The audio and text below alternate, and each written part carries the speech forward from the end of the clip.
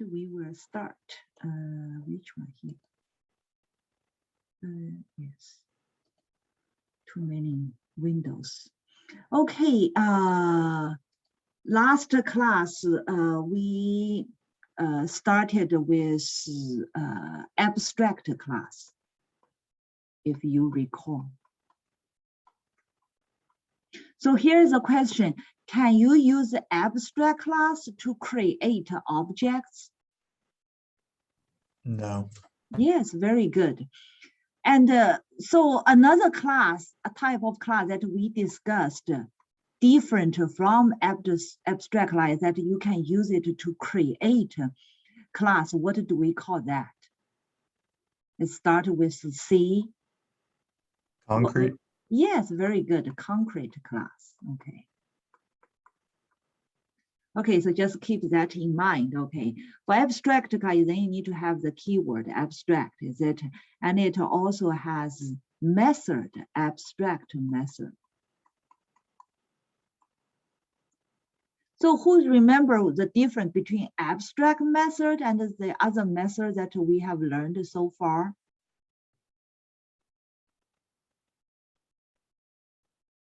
So who remembers? So abstract method is what? No implementation. Then no implement. So it's subclass can override it and provide their own implementation. So anyway, so that's a quick review. And then we also started to discuss interface. So interface, generally speaking, it's to group a number of methods together, is it, to describe like a certain category of behavior, etc.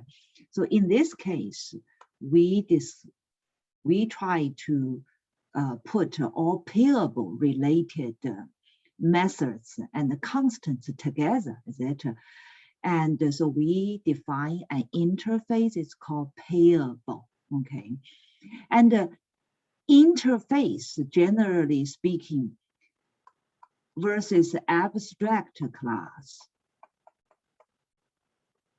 So abstract class can be used for inheritance. Inheritance, is it? So you can create a subclass from an abstract class, but interface doesn't involve inheritance relationship, okay? No involvement of inheritance.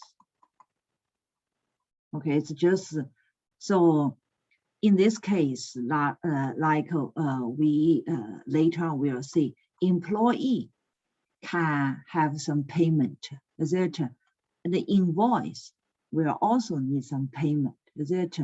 And just we may also say like eatable, is it? And if you define some interface eatable that describe eat, is it? And of course, eat, when human eat and animal eat or robot eat, it's different behavior, is it? Behaves differently. But so animal, human being, robot, they are different, is it? But they can all use this eatable interface, okay? So that's the general idea. And regarding interface, the one we have discussed last class, the first is regarding constant, is it constant values related with the interface. So you gave the type and the name, is it, and the value. Basically, over here, we skip the other three keywords, public, static, and final, okay? And this part we keep. And that's regarding, so interface can have instant, can have constant. Interface can have constant. Interface can also have abstract method, Okay, I can also have the abstract. The abstract means it's not implemented, is it? So this get payment amount method, is it? Basically, it is an abstract method. So it's public and abstract. Okay, it's equivalent. So in interface, when you define a method as public and abstract, you don't need to write a public abstract. You just write return type and the name of the method. Okay, so that's the second type of information that an interface can hold. And what is the next one? Let's first take a look at this. And static method, basically, we already learned. Is it previously we learned it's in class. You can define static method. And it's also called class method. Is it? So it's shared by all instance. Is it? So static methods over here in interface, then it can also access the reference and its method. Okay, so in this case, for this specific payable interface, we define a static method. So you use the keyword static. Basically, it's also you skip. We just omit the public. Okay. We omit this part, so it's also public accessible. So any other party can also access it. So this get invoice. So return object is invoice. Okay, return object is invoice. And the parameter is also invoice. And invoice is a class. Okay, and then it also call a method regarding the invoice. Then it return the invoice, okay, return this reference. So that's the third type of information, okay, so basically static method and interface can also provide. And the last part, the method, if you take a look, we haven't learned this, is it? So method, return type, method name. Here before it, you have another keyword called default. Okay, so it's a default method. Okay, default method, it's also public. Okay, so both static method is implemented in interface. And the default method also implemented in interface.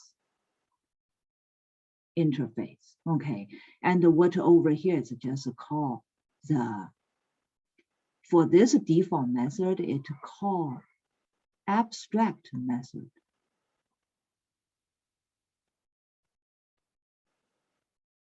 That's kind of interesting, is it? Because this method hasn't been implemented yet, but we will see this is also quite useful. And why we need a default method? For default method, most of the time it's used for your updating of the interface. Okay, for the interface updating, because a lot of time when you define an interface, initially you may not think about some approaches that you need to provide. So for in this case, suppose we don't have we just have get payment amount, is it? And then any class that implement this interface, they are going to implement this get payment amount, is it? Get payment amount. And later on, you may say, oh, I also want to add another method for this, maybe after 1 year. So you say, okay, I want to update this interface. I want to add another method called display amount.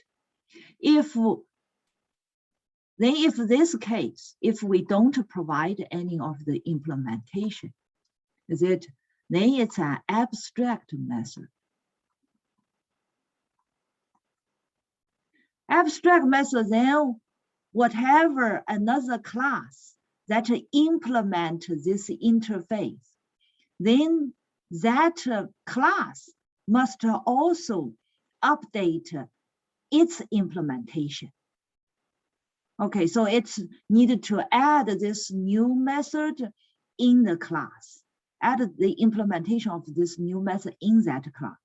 Then it's cascading, so all of the class implement this interface, then they need to update. Then a lot of times that may be, because it involves a lot of parties, is it? Suppose you are some application library provider, is it? Then you provide the first version 1 payable.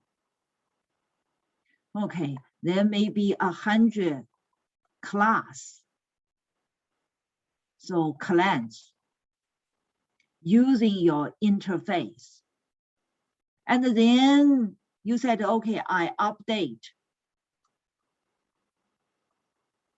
Then all of them also needed to update their software, is it?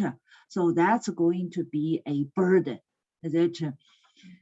It's not a good management. So to avoid this kind of burden, okay, you update your interface, upgrade it, is it? That's fine. You provide this method as a default method, and then you provide the implementation. Then it doesn't matter whatever the class implemented to take care of this, because it's only taken care of by this specific interface. Okay, the other class, they don't need to worry this part. Okay, but later on, if they want to use, they can still use, but they don't need to upgrade their implementation. Okay, they can still use, they don't need to implement this default method because it's already implemented. Okay, so this is interface's default method. So mostly used for software like upgrading, is it? Okay, so we know this interface. Then what next one? Let's see, the class that implement the interface. So how are we going to use interface? So to use interface, so interface, it has nothing to do with inheritance, is it? So over here, it's just you are going to use that interface for your class. Then you need to use this keyword implements that payable. Okay, that payable.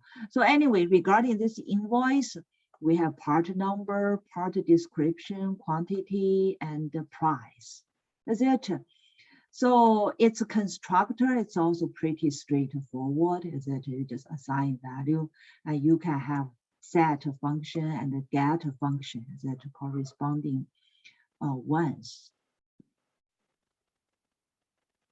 So corresponding get and set function. Okay, so nothing new here. And then over here, we provide the override, get payment amount. Get payment amount is from where?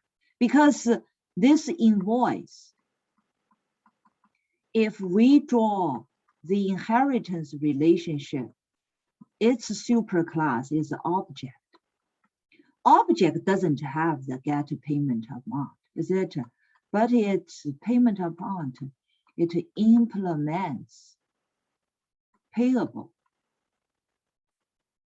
interface, is it? And the payable interface, it has a method of get payment amount, abstract method.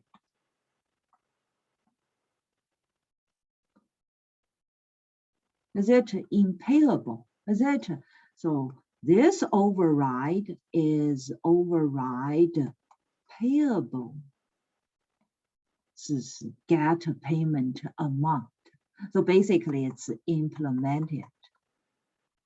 Because in that payable interface are abstract, it's not implemented.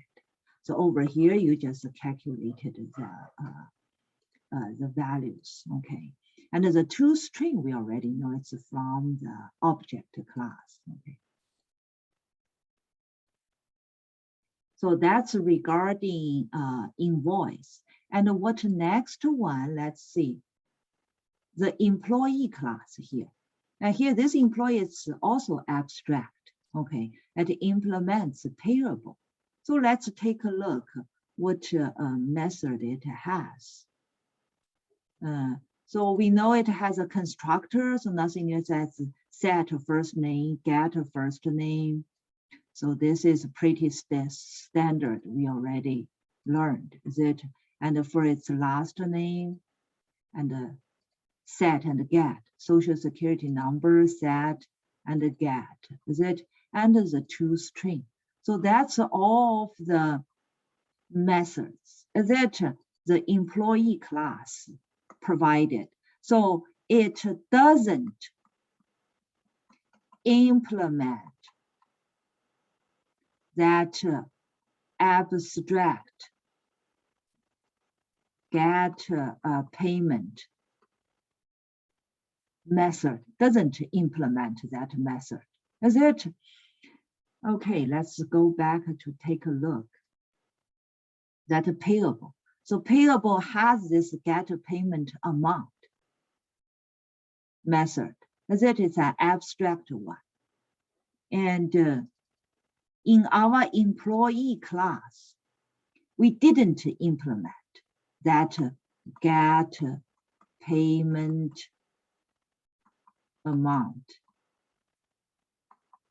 method. We didn't implement, and that is an abstract method. So that's why this class, because it still has a abstract method, it's not implemented. So that's why this class needs to be declared as an abstract class. So employee in this case, why it is defined as abstract, because it didn't implement that get payment amount. Okay, and then next, let's see, the salary employee. So this salary employee, then it's inherited from employee, is it? So if we draw the diagram, so we have object class, and then we inherit from object, we have employee, is it? And then we have this salary employee.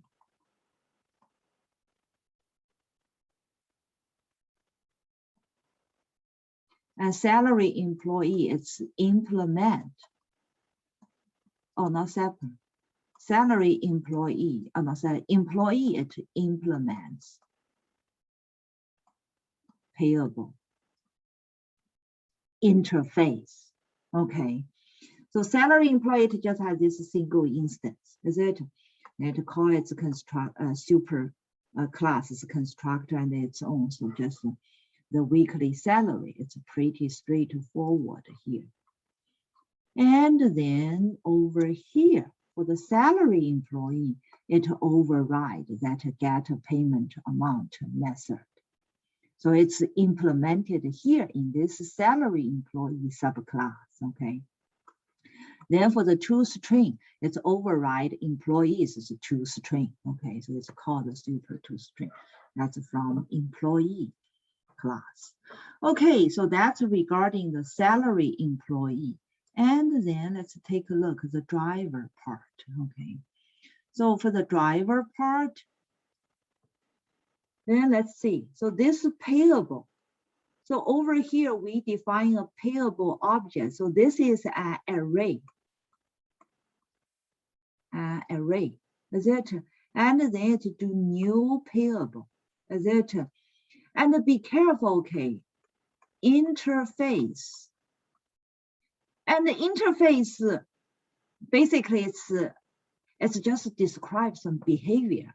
So it's not a certain category of objects. Is it? So definitely it cannot be used to create objects.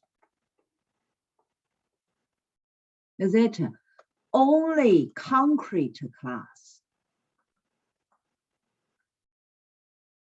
can create objects.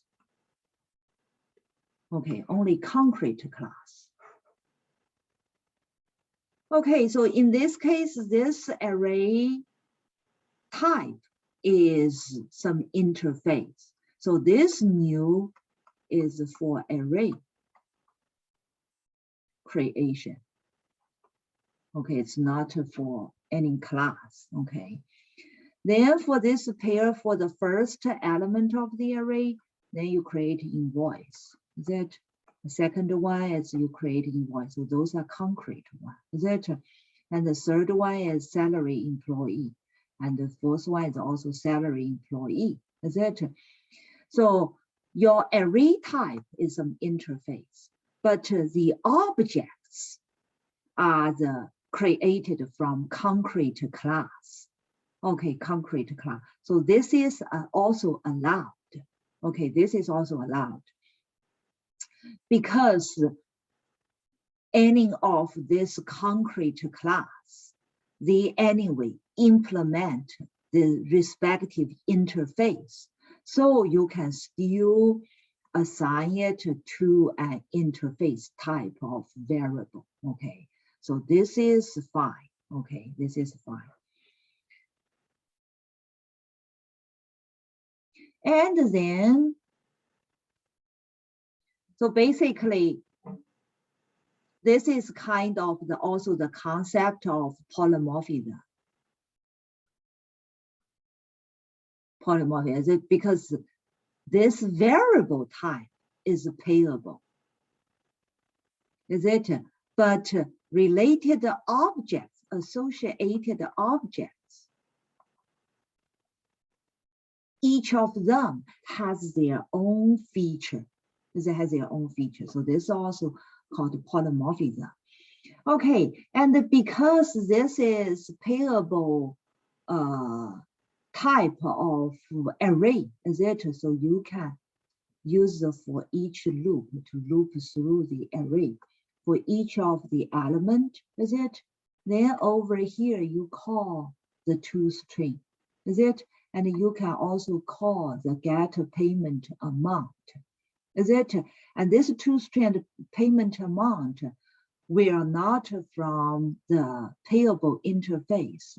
They will be the respective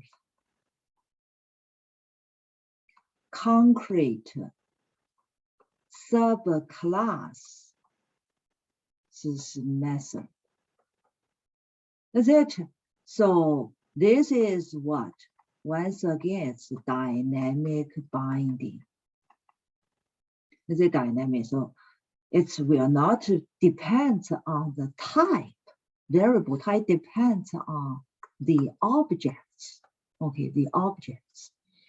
And for interface, for interfaces, constant value you can directly access, like a payable data.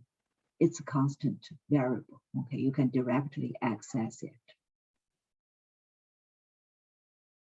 And what is the next part? Try to show is once again we loop through that array. Is it? And the display amount. The display amount is what? Is the default method. Is it? So let's take a look. Go back, take a look. So this is the interface payable. And here you have the default method. Is it? So display amount is the default method. Okay. So for this default method, is it? We can call the default method because the current payable is each of the element. Each of the element, even though it's associated with the specific object, but because they all implement the pairable interface, and that pairable interface has this method, so each of the object can access the display amount, the default method. That is also allowed, okay? And then you check if some object is from the invoice class, is it? If it is, you cast it. After you cast it, you can call its respective method. Is it? So this is the same as what we learned previously in superclass, okay? Okay, so this is the idea about interface. Okay, so this example we completed. So next, let's take a look at the second example. Let's first take a look at the running result of this example. Yeah. No, I got to the wrong one. Hold on. Let's get back here.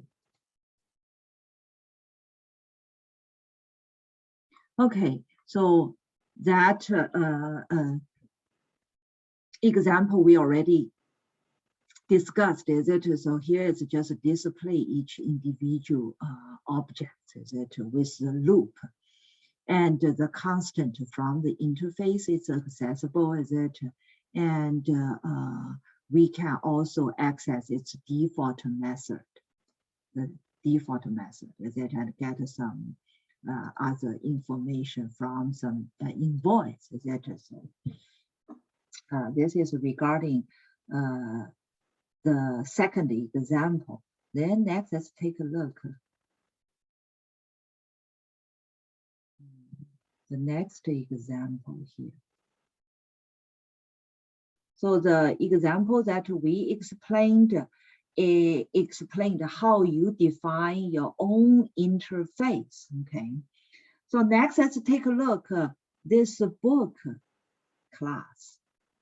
For this book class, if you take a look over here, it says it implements. So now you understand what implements means. Is that after implements, it's following interface. So this is an interface. And this is also an interface. Okay, both are interface. And let's take a look back again. If you recall, in our last unit, the employee class, is it? Yeah, if you recall. The employee example, we have the commission employee at that time. It's just regarding inheritance, is it? But if you recall, it also calls implements clonable, is it? So basically this clonable is also an interface. And this interface is defined in Java, okay? It's for,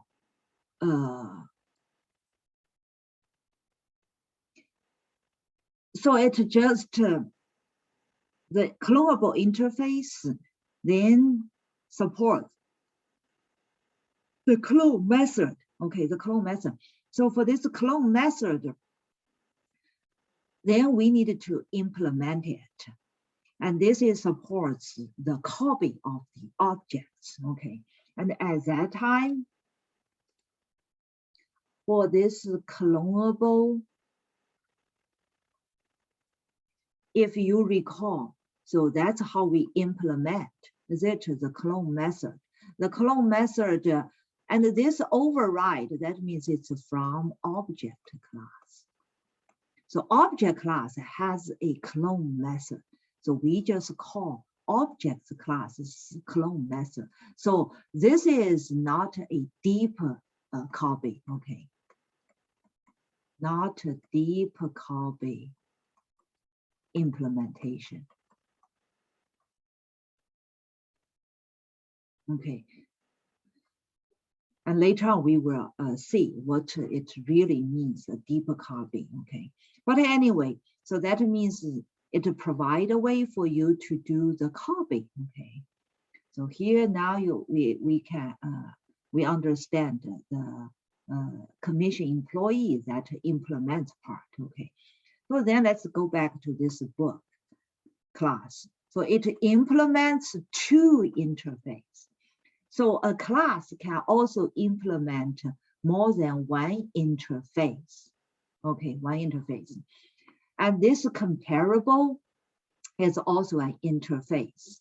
And we will see it a lot, okay, because later on for Java collection, the generic, this is going to be a useful feature, okay. And for this book class, it's pretty straightforward, it just has ID and the name. So this is the constructor, and then we have get method, set method, is there nothing new here? And over here, we provide the clone method. For this clone method, okay, we just call it's a super class. So basically over here, it's objects, it's a clone, okay. So anyway, it will clone, it will create a distinguished copy, okay. But later on, we will see it's not a completely deep copy, okay, this clone. This clone does, so in this case, whenever you call the clone, so here is a stack memory. So in main, is it? So if you have a book, so that book you call the new book, is it? So then it will be created, okay, a new copy in heap memory. And then when you call the dot clone, it will create a new copy, okay, a new copy memory at a new memory location, okay. So regarding this is a deep copy, but there are some other things, because if a book has some other objects related, is it, then in this case, if you just call the super data clone, okay, then that one will also point to the same object. Then in this case, this part is not a real deep copy, okay? So that's what we mean here. And regarding the exception part, let's don't worry. And we do need this through clone not to support exception because the clone method from the super class also throws these exceptions. We need to keep this feature, okay? And the toString, nothing new, is it? And that's regarding that comparable interface, okay?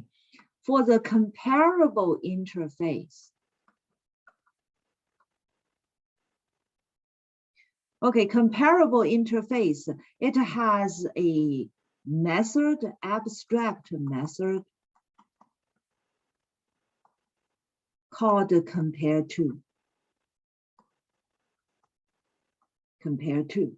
Okay, and that compare to, it depends on the comparable interface that when you implement what you plugged in here. This is regarding generics parameter, okay? So it's parameterized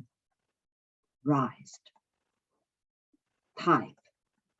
Is it? So in this case, because we pass in book, is it? So that's this method where the parameter will take a book. And if you take an employee, if you said implements comparable employee, then this compare to method will be employee. Okay, so it depends on how you parameterized. So anyway, so here is you want to compare to book. Then you want to compare to book. And the return type is integer. Okay. If the book itself greater than the pass in arguments ID, then you said, okay, so return 1. If it's less than, you return -1. Otherwise, you use the name for comparison. Okay, so you can clearly see name is a string, is a string class. So string class also implements this comparable interface. So it's implements like this. So that's why here you can call compare to, okay, compare to method, okay. Okay, so this book method or book class anyway implements two interface, clonable and comparable, okay. And because you implement, so you need to implement whatever abstract method in that interface. So it looks like for comparable interface, just have this single abstract method, is it? So basically, comparable interface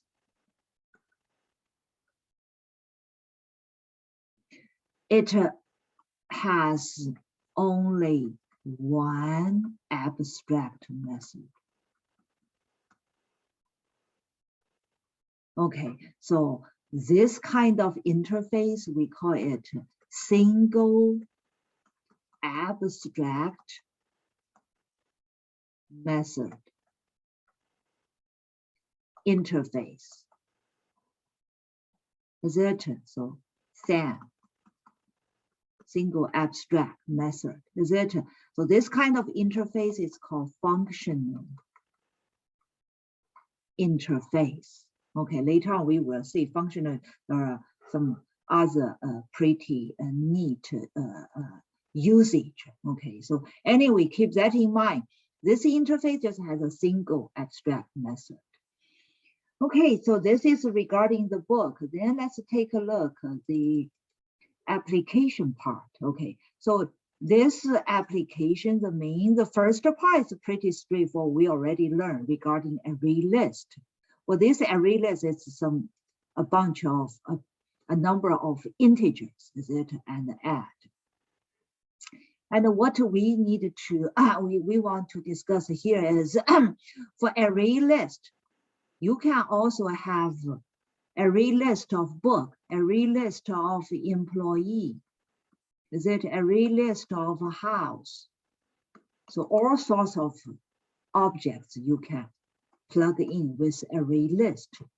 So over here, we are going to take a look at array list of book. Okay, array list of book. So the first book we created, then we added to the array list.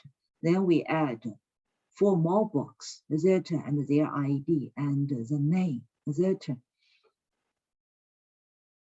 And then next, what we try to do is we try to test the clone method, is it? And the clone method, because it's through these exceptions, we put it in a try-catch block. And don't worry at this point, okay? Later on, we will study the exception. So temporary, let's just keep this, okay? So this clone method will create a distinguished book copy, is it? Not, so this one and this B1, these two, they are not at the same heap memory location. Okay, they are not at the same memory location. They are in the different memory location. Okay, and then we can output of the books, okay? So the book is arranged like this. It's not in order that we can. So the unsorted one, so if you take a closer look, you will find that it's 111, is it, and 131, and then later on it comes back 111 again. So it's not sorted, okay. And then let's see. It's not sorted. And Java collection, has a method called sort. We can directly use it. You need to access this collections class, okay? And it has a method called sort. And then you can plug in array list. So this array list is array list of book, is it? Then we can output. Then you will see it's sorted. It's sorted, okay? And why it can sort it? So then after you call that, did you see it's sorted? Is it 111 first, then 121, then 130, then 151? It is sorted. This is the first item, okay?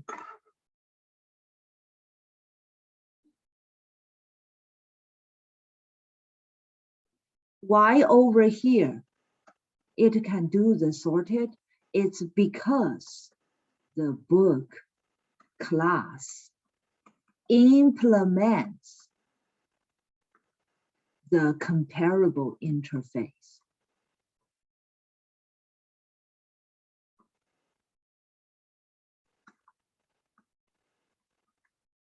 That's why it can do the sorting. Okay, like for our employee,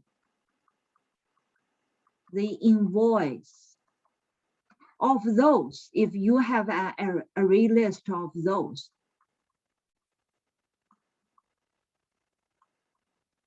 of them, you cannot sort because they don't have that comparable interface implemented. Okay, so if you want them can also be sorted, then employee and invoice also need to implement the comparable interface, or there are some other approaches later on we will discuss, okay? But anyway, so over here, the key point is this sort method, you can directly apply it to an array of books. It's because the book class implements that comparable interface, okay?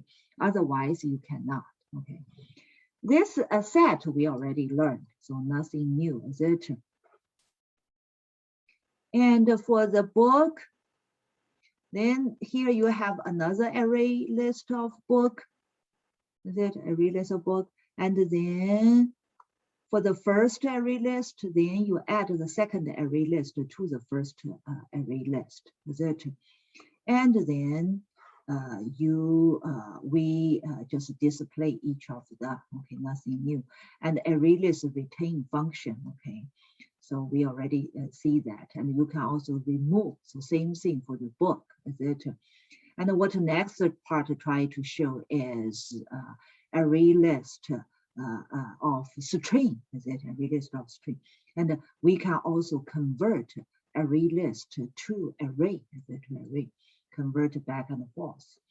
Okay, and for array list, over here it shows another method from the collection. If you want to find the maximum item, you can also do the array list.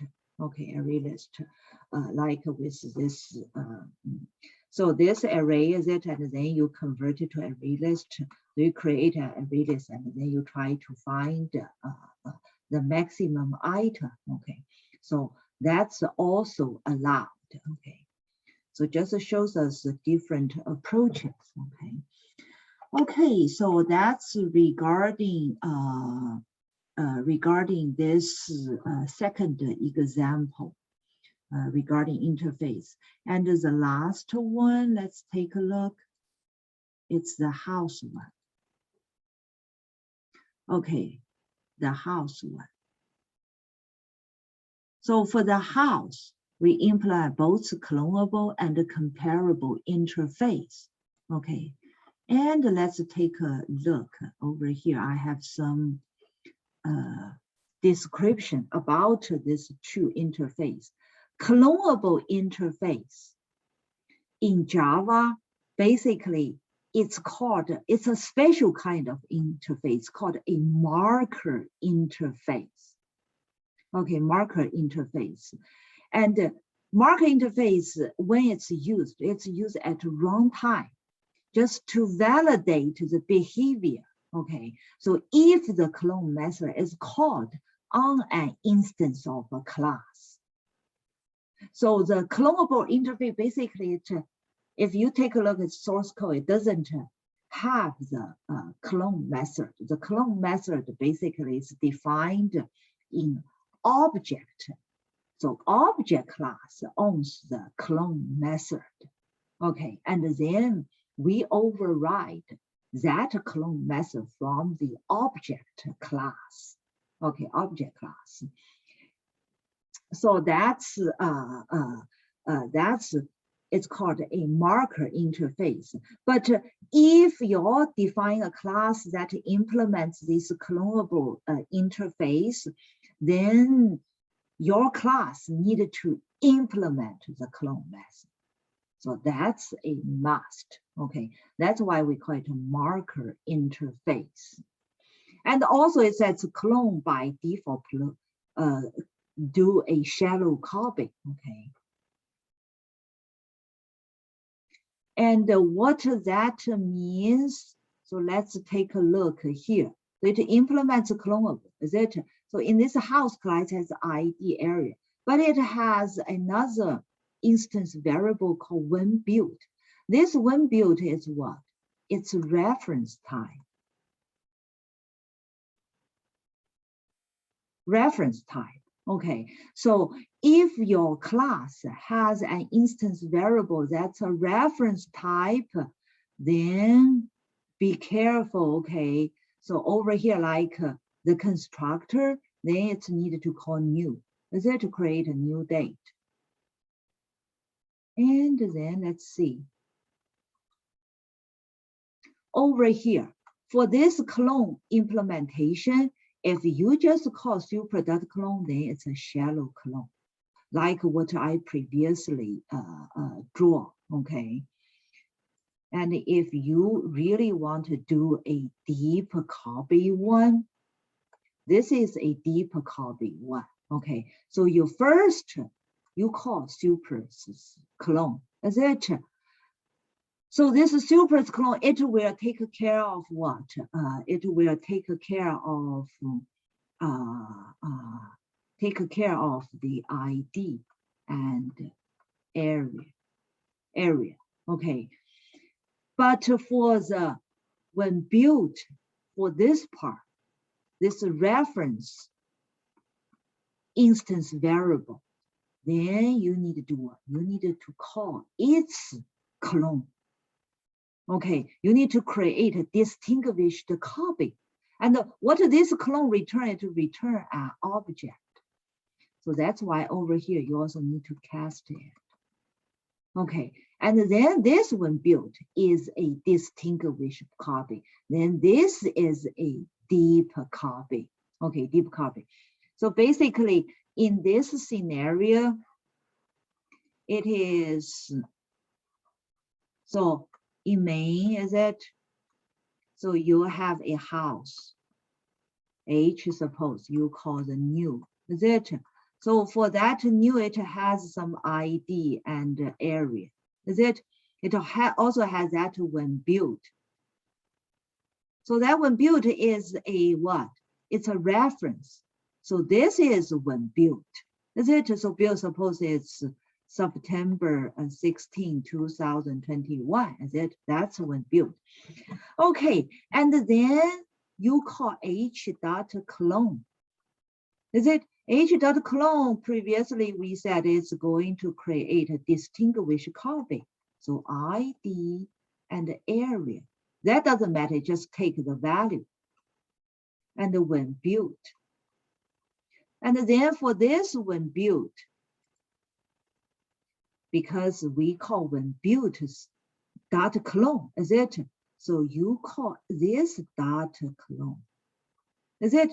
This dot clone, what it happens? Okay, it will create a new date, a specific new date. And this when built, then we'll reference here.